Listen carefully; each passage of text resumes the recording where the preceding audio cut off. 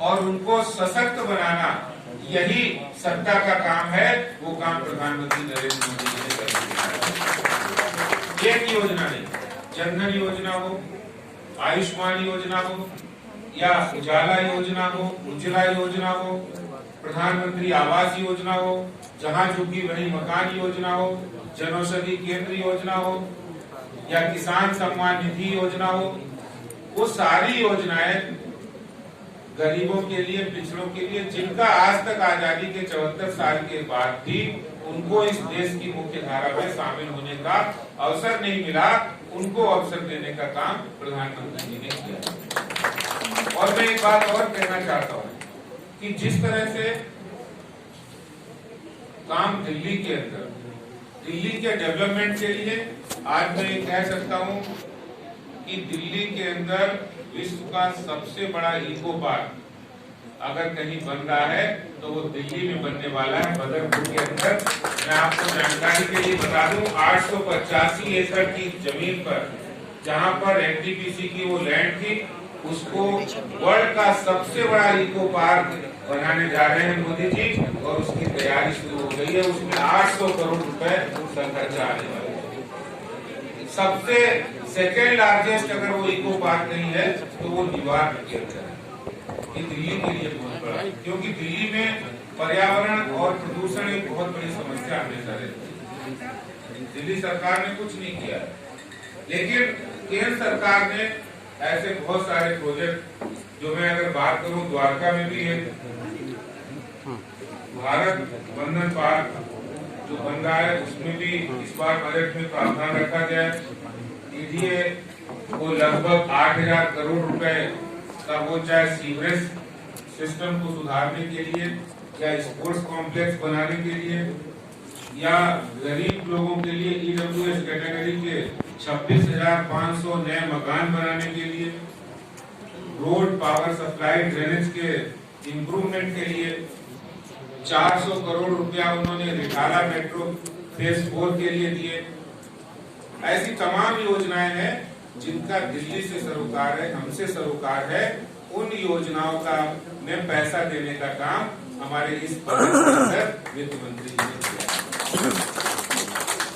क्योंकि अगर पर्याप्त, दिल्ली में अगर हम देखते हैं तो सबसे बड़ी जो समस्या है, अब हाल के दिनों में जो सबसे बड़ी समस्या उभर के आ रही है, वो पॉल्यूशन है।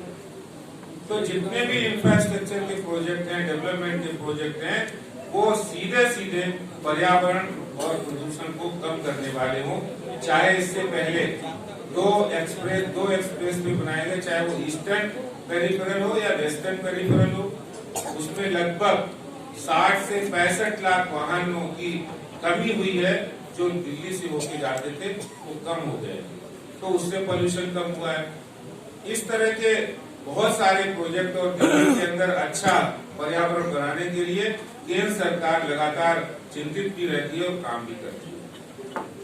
आज मैं कोरोना के बारे में भी आपको पता भी है कि दिल्ली में किस तरह के हालात कोरोना के दौरान पैदा हुए, और उस समय भी अगर कोई सरकार जिसकी रिस्पॉन्सिबिलिटी थी दिल्ली गवर्नमेंट की, अरविंद केजरीवाल सरकार की, वो पीछे थे, और आगे कौन था? जिस समय दिल्ली के लोग मुसीबत में थे, परेशानी में थे, तो मोदी जी ने गृह मंत्री अमित शाह जी को कहा आप दिल्ली की स्थिति को सुधारिए, और उन्होंने सुधारने का काम किया।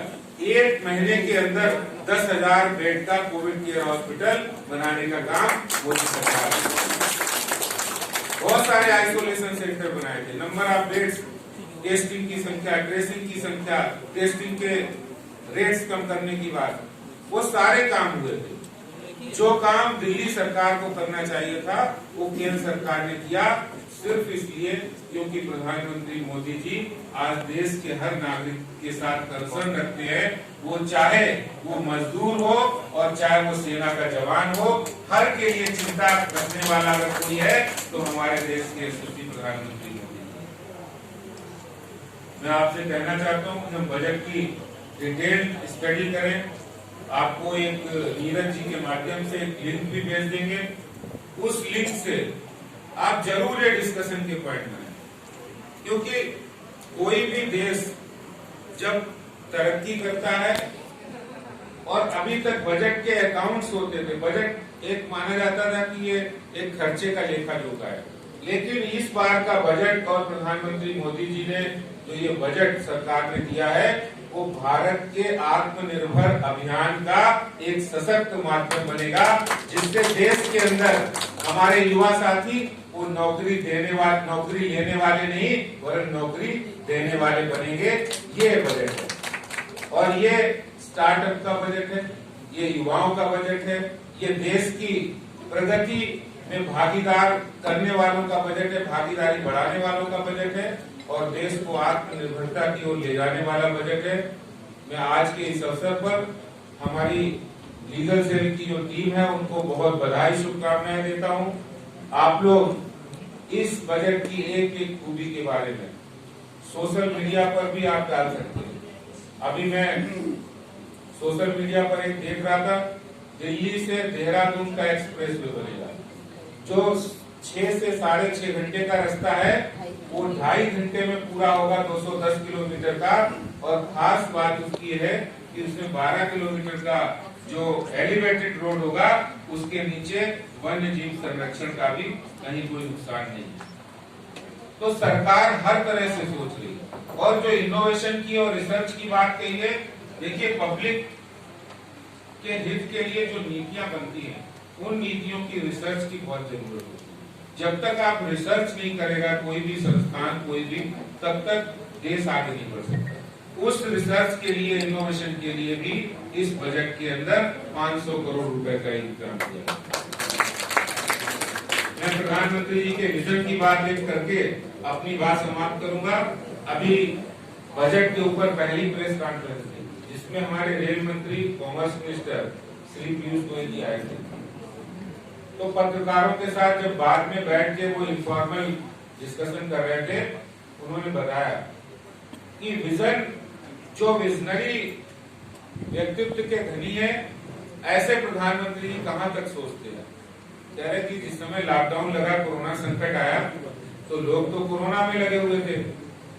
वो कोरोना के बारे में भी उन्होंने सबसे पहले डिसीजन लिए स्टेप बाय स्टेप, चाहे वो लॉकडाउन का हो या अनलॉकडाउन का हो या लोगों को रिलीफ देने की बात हो या गरीबों को राशन देने की बात हो या खाना देने की बात हो, हर तरफ से उन्होंने आगे आके मदद की सरकार की ओर से। कह रहे पीयूष जी, मेरे पास फोन आया, बोले पीयूष जी आप क्या कर रहे हैं सुबह सुबह। तो उन्होंने कहा कि रेलवे में आप कभी बहुत सारी समस्याएं आती कि रेलवे में एक्सीडेंट होता है या कोई समस्या आती है तो रेलवे के ऑफिसर यही कहते हैं कि अभी तो रेलवे ट्रैक बिजी है, हम ये समस्या का समाधान नहीं कर सकते। तो उन्होंने कहा कि आप ये बात कहते थे, अब तो समय है, पूरी रेल बंद है, आप ये समस्याओं निकालिए और उनका समाधान करिए। तो उन्होंने बताया कि हमने 200 तरह की समस्या है, जैसे ट्रैक की रिपेयर की, ट्रैक का और भी कोई काम हो, इलेक्ट्रिफिकेशन में इम्प्रूवमेंट हो, ऐसे 200 काम निकाले और वो 200 काम इस लॉकडाउन पीरियड में उन्होंने कर दिए।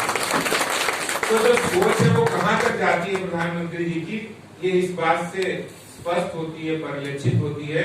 मैं समझता हूँ कि हमारे प्रधानमंत्री जी एक विजनरी, देश को आगे ले जाने वाले व्यक्तित्व के धनी है और उन्होंने बजट भी इतना इंक्लूसिव दिया है जो गरीबों के लिए है, जो अमीरों के लिए भी है और जो मजदूरों के लिए है, किसानों के लिए है, सबको साथ लेकर आगे बढ़ाने वाला है। मैं इस बजट के ऊपर इस परिचर्चा के लिए आप सभी का धन्यवाद आभार करता हूं और साथ ही साथ इस बजट की खूबियों के बारे में आप अपने सोशल मीडिया पर और साथ ही साथ अपने डिस्कशन में जरूर बहुत सी बातों का जिक्र करें, तो हम इस बजट की खूबियों का डिस्कशन और प्रचार प्रसार भी अच्छी तरह से कर सकते हैं।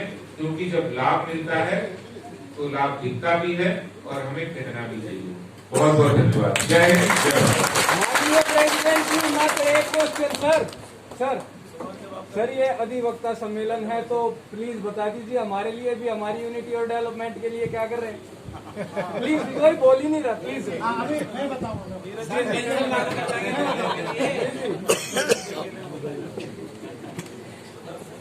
जी तो बता दो, बता देंगे, बता दो, बताइए।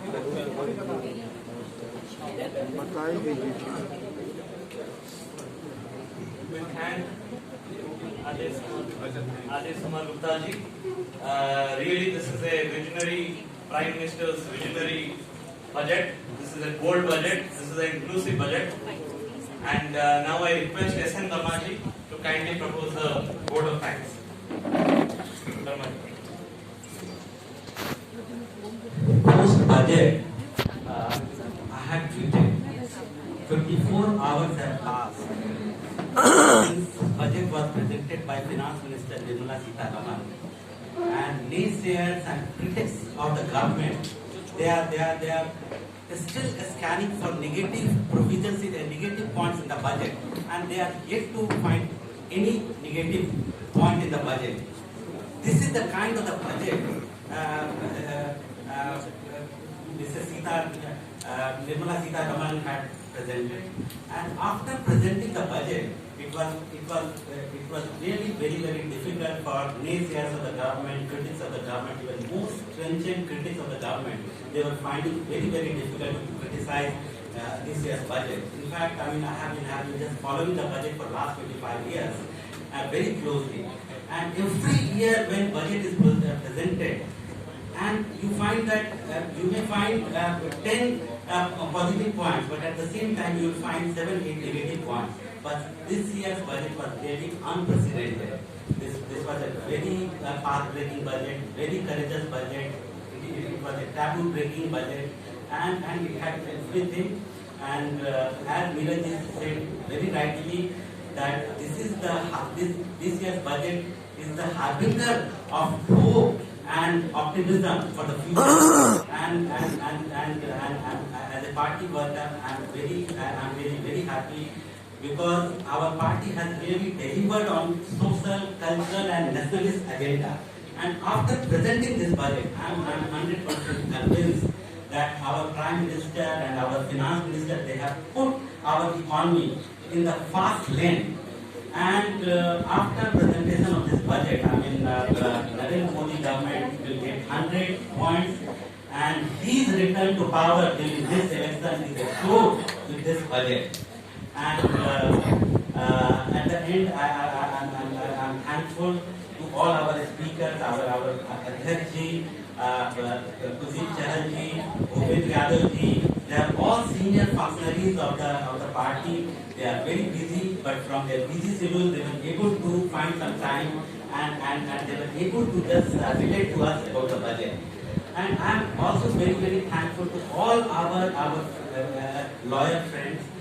Corona is still around, and it is still lingering. But despite that, so a large number of lawyers have come here. Hundreds of people are already sitting here, and hundreds of lawyers who couldn't find a space, they are standing outside. So they have ensured that this program is a huge success, and I thank all of you who have come here and who have ensured to make this program success. At the end, I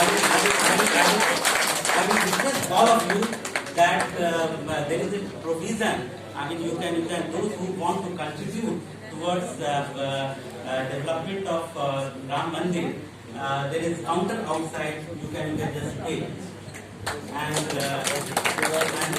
there is provision of ID also, and nobody should leave.